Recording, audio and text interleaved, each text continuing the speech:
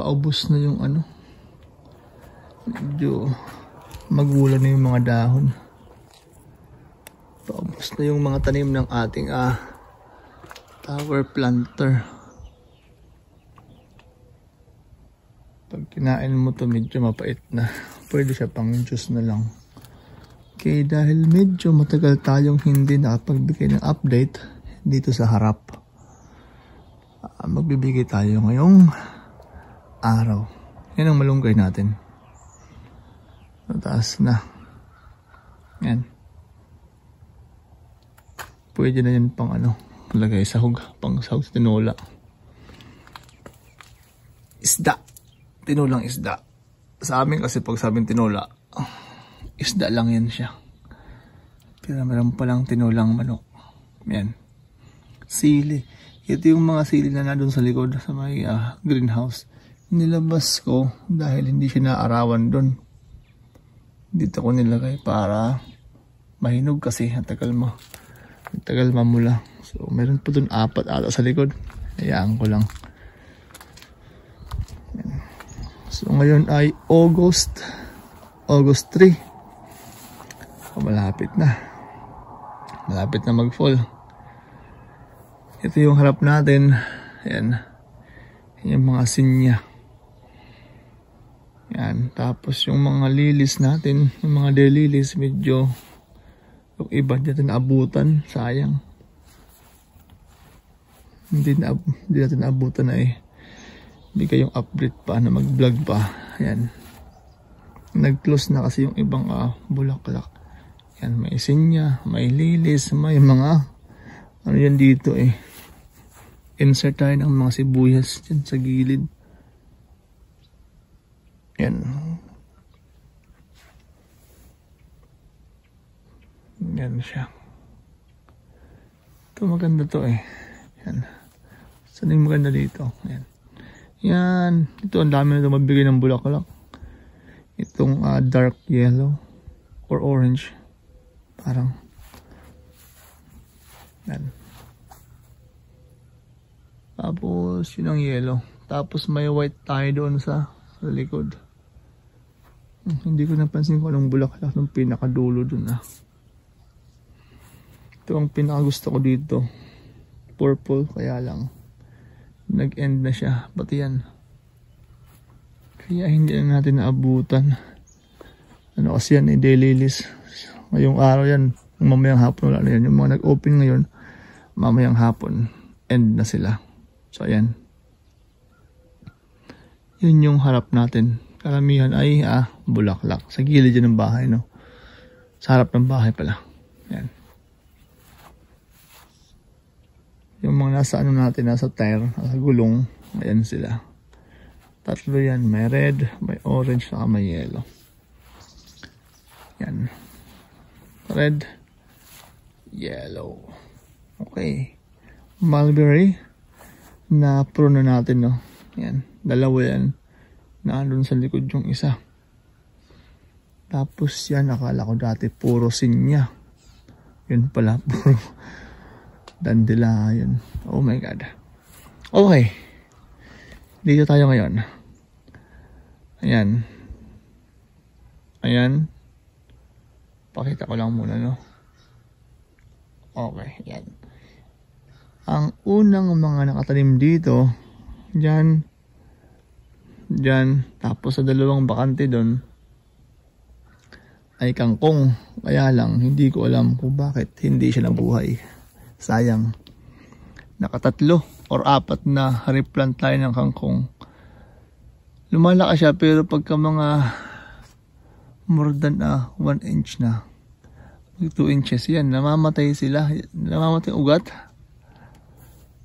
Hindi siya makalaki, hindi siya makatubo. Kung bakit, o sa bahay diba o ano, nilamig ba, kaya lang posible naman magandang unang tubo niya tapos bilang mamatay.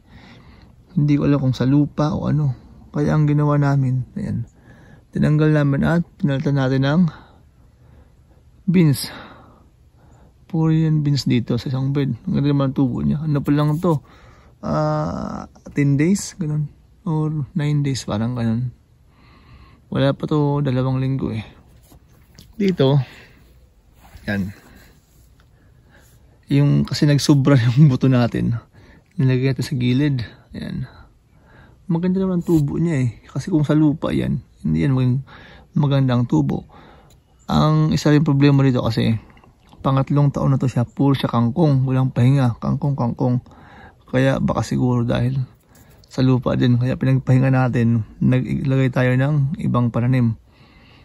Okay, ito kasi nagsobra nga yung buto nila sa gilid. Yan, mga rice bed. Itong mga to, sila ay pechay. Terexid po yan, kaya kung makikita nyo, kumpul-kumpul. Maganda naman din yung tubo niya. Kaya ngayong taon, 4 na bed natin na kangkong is wala. Sayang.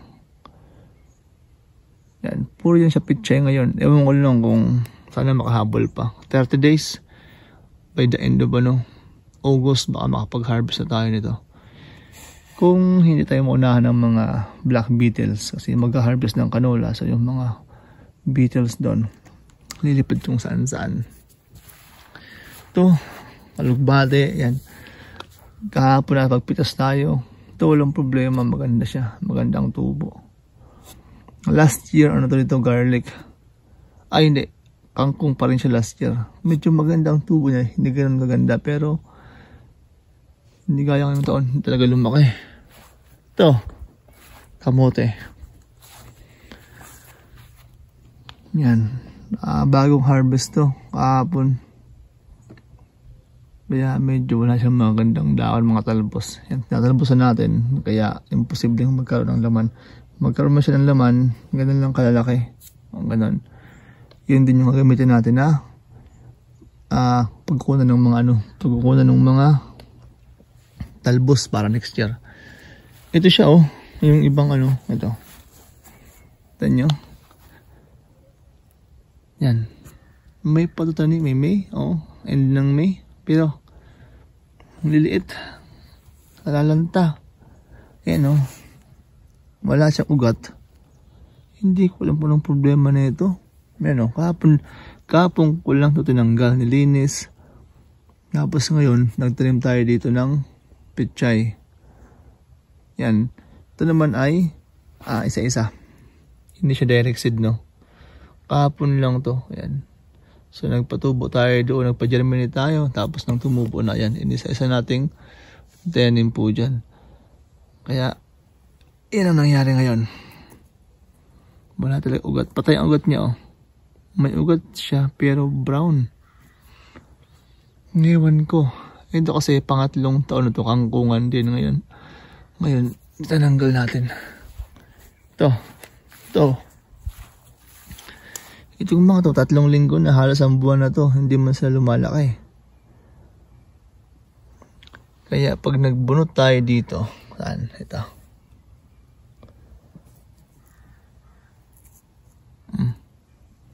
Patay yung dito niya, yung pinaka-main niya na roots, patay. Brown. Kaya hindi siya lumalaki.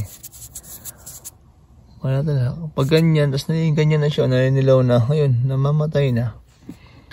Kaya ang ginawa natin, nilagyan natin ng kamote. 1 buwan na lang. Pero ewan ko makahabol yan. Kasi pag ganito, ganun din, hindi man lumalaki. Sayang lang yung space. Kaya ngayong taon, 4 na bed natin is nasayang. Wala tayo yung na-harvest. Sayang yung buto, kaya yung pagod. Pero ganoon talaga. Hindi tayo pwedeng huminto sa pagtatanim dahil mas malaki ang masayang natin. Kaya alternative lang natin yan. Beans, pechay, tapos kamote. May 1 buwan pa naman tayo para makapagpatubo at kung sakali pala rin makapag-harvest pa tayo. Okay. Kahapon lang din to. Sayang ang panahon kasi pagka hindi mo tinanggal, wala rin mangyayari. Mas mabuti, palitan na lang natin. Hello, okras. Ang mga okra natin dito humahabol. Uy, marami pa pala dito sibuyas. Ay, ba tayong ma-harvest dito? Okra, ayan, nag-start ng mamulaklak. Mamunga na siguro. Ayun.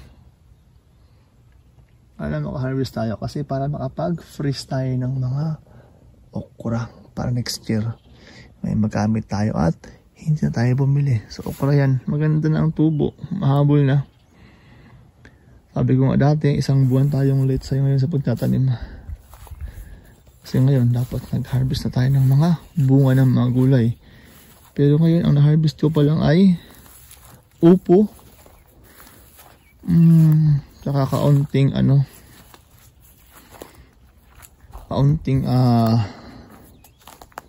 ampalaya. Yan pa lang. 1, 2, 3, 4, 5 5 row. Yan.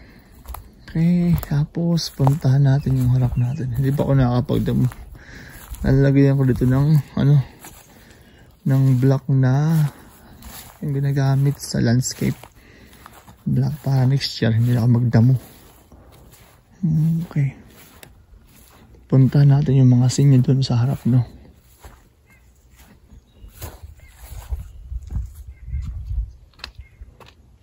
Yan. Ganda sana kung walang winter, no? Tuloy-tuloy yung tanim. Sinya, ayan sila. Ito ngayon yung front natin. Excuse me. Yan. Yan. Mahamog sa umaga. Late nga rin sila ng isang buwan. Kasi dapat ngayon hanggang dito na yan sila. Taas na sana yan. Kaya lang ngayon medyo liit pa. Pero mahabol din naman. Maganda pa rin kahit na paano. Yung mga sibuyas pala dito natanggal na natin, no? Magilid na harvest na natin. Next time po lang ipakita yung mga harvest natin na sibuyas tapos bawang. Ito muna update natin. Yung ating main garden nasa kabila. Ayan. Okay, so kamustahin ko lang yung natin dito. Yung kalamansi. So yung mga bunga na harvest na natin para lumaki na tong mga to, yung mga kasunod niya. Yan. So magkakadahon na yan, so magiging green na ulit siya. Ayun na, malapad na yung dahon niya. Yan. Sana may mga mabuong bunga para sa winter. Gaya niya, no? Para sa winter yan sila. Lalaki sa loob ng bahay. Ito, yan. Ayan. Ito, separate vlog ko na lang to. Kasi, hahaba na naman yung vlog natin. So, i-end ko ngayon yung vlog natin dito sa harap. Tapos, diretso po ako dun sa kabila, sa main garden po natin. So, ayan. Ito yung harap natin ngayon, no? Tapos, puntahan ko yung kabila.